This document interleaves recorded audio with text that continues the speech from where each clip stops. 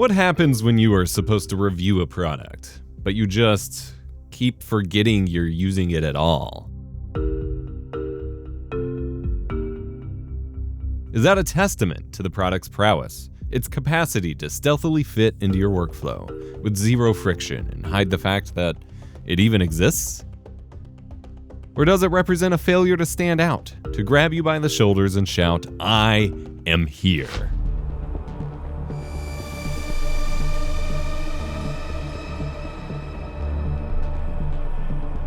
This video is brought to you by Skillshare, the largest online community for creatives. Stay tuned to learn more about how Skillshare helps me improve my photography and how you can get a 1-month free trial. This is the Nikon Z6 III, and I almost forgot to review it because I haven't stopped using it since it arrived in the studio.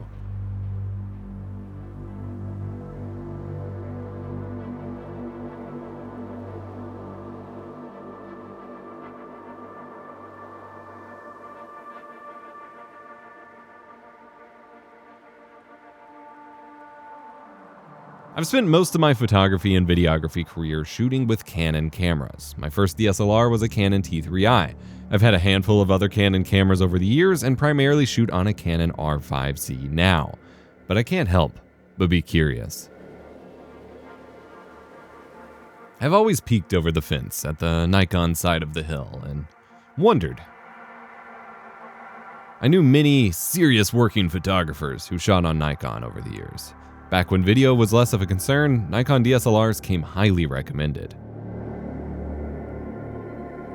More recently, Nikon has been focusing on video alongside photos, and I've gotten to demo a few of their cameras for review.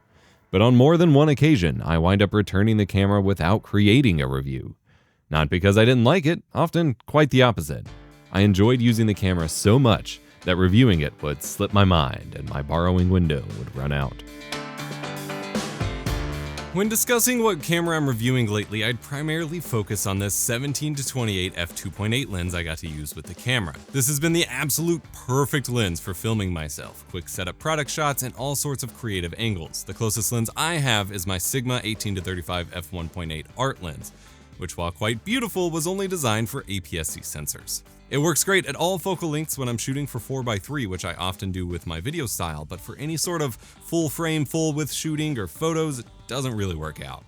This Nikkor lens kicks ass for so many shots that I want to do that I've found myself grabbing the Z6 III much more frequently to film with than my R5C the past few months. I also got to borrow this 24-70 f4S lens and this 35mm f1.4. I honestly wish I had spent more time with the 35, as it is beautiful, a near perfect lens, but falling basically in the overlap of the other two lenses meant I just kind of neglected it. I've been putting it to more use in the past couple weeks, and I'm gonna miss it dearly. All of this to say, Nikkor glass has really impressed me. The whole system has been easy to use and get used to, aside from locking the lens in the opposite direction from what I normally do, and Z-mount taking over the Red cameras due to the Nikon acquisition, and then discovering from there that they're going to have an E to Z-mount adapter as a result, has me questioning my ecosystem choice. The lenses need a camera body though, and the Z6 III delivers in spades. Nikon have taken all of the great things they implemented in the Z8 and Z9 that I've reviewed and crammed it into this much smaller but still full frame body for just $2,500. We've got a partially stacked CMOS sensor, 14-bit 6K 60 FPS in RAW or ProRes RAW video, 5.4K HEVC video, improved autofocus, and super fast 24 megapixel photo shooting. Despite being a slimmed down model compared to the Z8 or Z9, this camera still features video shooting aids such as focus peaking, waveforms, and zebras. This is wonderful and will make using it in your videography kits super smooth. Plus, they added a line level mic input for the first time on here, meaning you can use mics, line level mixers, and some timecode sync systems.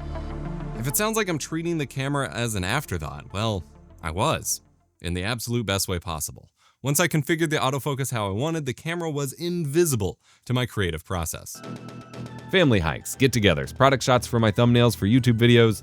This camera went everywhere I did and kept up with the work.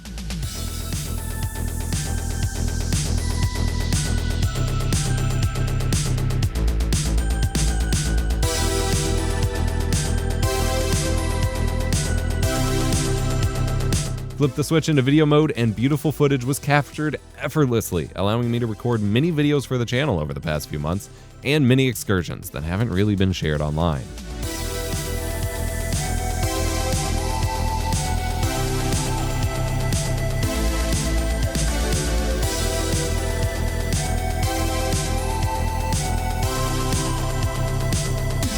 The only point at which I was reminded that I was specifically using the Z6 III was when dumping my photos.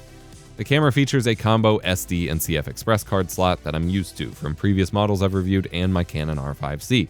But due to the way the card door is fit, it's a battle to grip my CF Express card and remove it from the camera. Every time.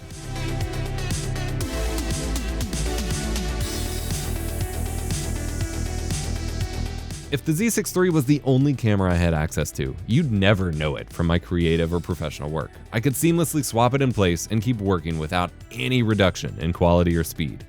I can't say that about many cameras. Unfortunately, I'm pretty heavily invested into Canon glass and adapters at this point. And with the high cost of even these basic tuner lens adapters for the RF mount, it just doesn't make sense for me to hop ecosystems right now without some sort of generous sponsor or winning the lottery or some sort of arrangement like that. That being said, it feels like I will likely buy one of Nikon's cameras that I previously borrowed from them to review but never actually got around to reviewing. I spent April to October 2023 with the Nikon Z6 their most recent foray into the small film-like camera trend that the Fuji X100 series inspired. The kit lens kept the body small and more akin to cameras that it competes with, but I wasn't a fan of the limited aperture performance and flaring. But control and size-wise, it was exactly what I wanted for birthdays, family outings, and day-to-day street carrying. B&H now sells a bundle of the Z6 with a 24mm f1.4 lens that seems to serve the exact role that I want. A small, everyday carry style camera with a wide-angle lens as my casual shooter to pair with my big boy camera.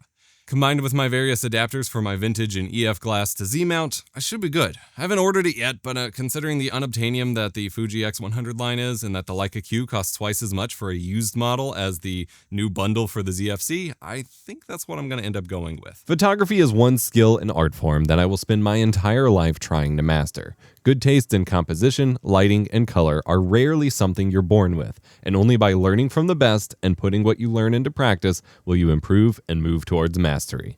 Thankfully, this video's sponsor, Skillshare, has many classes on photography, photo editing, shooting with phones versus bigger cameras, and so on. There's no excuse to not learning the fundamentals. Skillshare is the largest online learning community for creatives with thousands of classes led by experts across many industries. There's classes on illustration, game development, YouTubing even, and how to adapt your creative ventures into a career. Skillshare also now has these unique learning paths, which help curate multiple relevant classes together around mastering a specific skill, which is super helpful. I really feel like I slacked in my photography in 2024, so my goal is to shoot as much as possible in 2025 and learn a bunch while I'm doing it, so I can be more creative than ever. Creativity is a muscle, and it needs to be exercised to grow and develop. Let's make 2025 the year we all make more time for creativity. Skillshare can help you jump into those creative ideas you've been procrastinating all winter. The first 500 people to use my link in the description will receive a 1-month free trial of Skillshare. Get started today.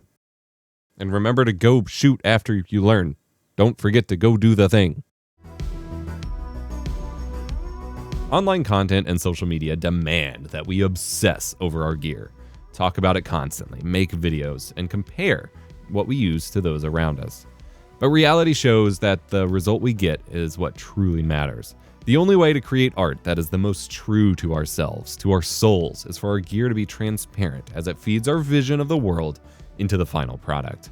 It also helps if the gear is built for rough use. Knocking over the whole tripod with the Z6 III on it while the screen was out on this thing may have broken the plastic housing, but the screen itself never skipped a beat. This is going to be an expensive review unit to return. Check this video to see why I stuck with the Canon R5C for my photo and video work, and remember to be kind, rewind.